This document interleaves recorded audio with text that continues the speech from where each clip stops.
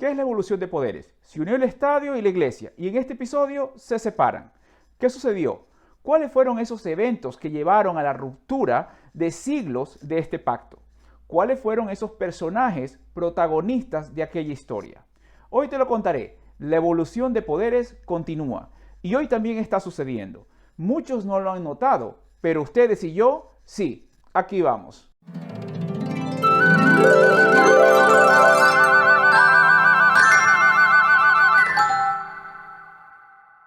Hola a todos, bienvenidos a su canal Educación es Inversión. Tenemos un nuevo día por el cual agradecer y una nueva oportunidad para aprender. Hoy hablaré de la separación de la Iglesia y el Estado. Estamos en el episodio 2 de la serie Evolución de Poderes.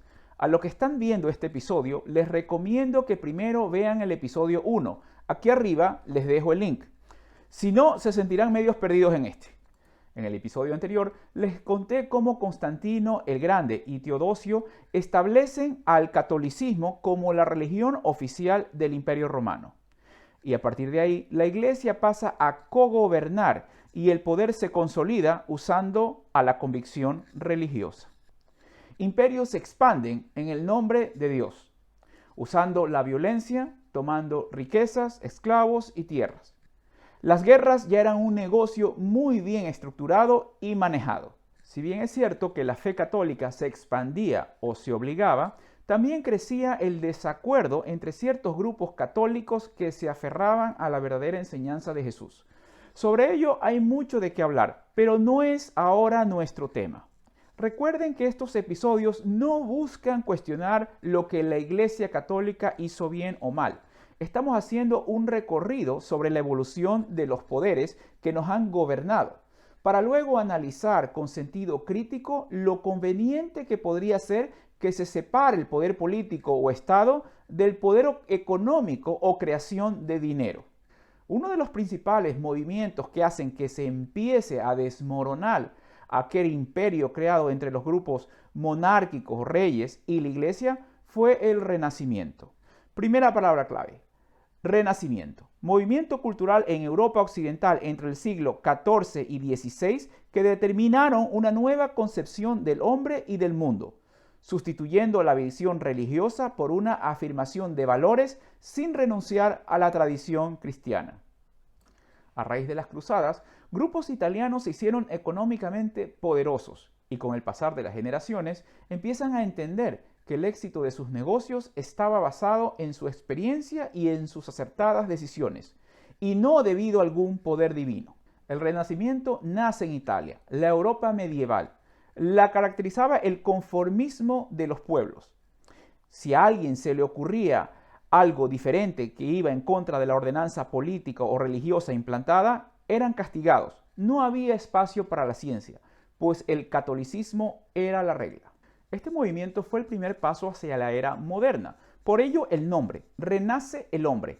El ser humano es el centro. Generalmente este concepto se lo asocia con temas artísticos, lo cual es cierto, pero el Renacimiento es más profundo y tiene muchas más connotaciones. Representó un cambio económico gradual de la actividad feudal agraria a la actividad mercantil. Segunda palabra clave, feudal o feudalismo. Sistema económico, político y social de la Edad Media que dividía a la sociedad en nobleza, clero y campesinos. El sistema funcionaba así. Los campesinos trabajaban las tierras de los nobles y a cambio parte de esas cosechas se las daban a sus nobles o dueños, a cambio de su propia seguridad. En aquella época, antes del Renacimiento, cada noble vivía en un espacio de terreno o llamado feudo. Los campesinos y sus nobles eran autosuficientes, se mantenían con sus propias cosechas y animales. Con el pasar del tiempo, se empieza a integrar como pueblo o ciudades, dando cabida al comercio o actividad mercantil entre pueblos y regiones. Esto trae también el intercambio cultural entre Europa y los países del Oriente. A medida que se van formando los pueblos y cambia la organización urbanística, los ciudadanos también se van integrando, provocando que el hombre o ciudadano sea el centro del pensamiento para las nuevas teorías políticas, económicas y culturales. La educación, la investigación, la ciencia, la medicina dan enormes pasos y se inventa la imprenta. Salen a la luz las teorías de Copérnico sobre los fenómenos astronómicos. Nuevos pensadores evolucionan las teorías políticas. Dante Alighieri ya lo cuestionaba. Decía que el gobierno es una institución creada por el hombre en la tierra y no debe de ser mezclada con la divinidad o poder de Dios. Por lo tanto, estos poderes deberían de ser separados. Los renacentistas afirmaban que todo puede ser explicado usando la razón y la ciencia. Un personaje clave en el debilitamiento y división de la Iglesia Católica fue Martín Lutero.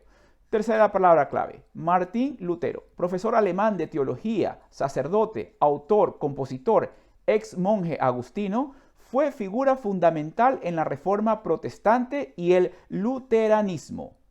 Su desacuerdo con la Iglesia Católica empieza cuando en un viaje a Italia encuentra que un sacerdote dominico predicaba que los pecados pueden ser perdonados si se paga por una carta de indulgencia, que sería aprobada por el Papa, y el dinero serviría para la renovación de la Basílica de Roma. Luego de ese episodio, Lutero escribe las 95 tesis, carta dirigida a la Iglesia de Roma en la que desacredita la doctrina papal sobre las indulgencias. Lastimosamente, la carta no produjo los resultados que él esperaba.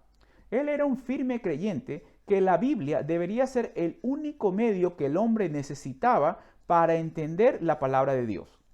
Con la ayuda de la invención de la imprenta, se podía contar con la Biblia traducida y en mayores manos. Entonces no se necesitaban intermediarios, o sea, sacerdotes, etc. Por el año 1522 ya habían nuevos personajes comprometidos con el movimiento reformista en lo que hoy es Suiza y Alemania, y así expandiéndose hacia otros lugares de Europa. Otro importante personaje del movimiento reformista y la separación de la Iglesia con el Estado es Henry VIII.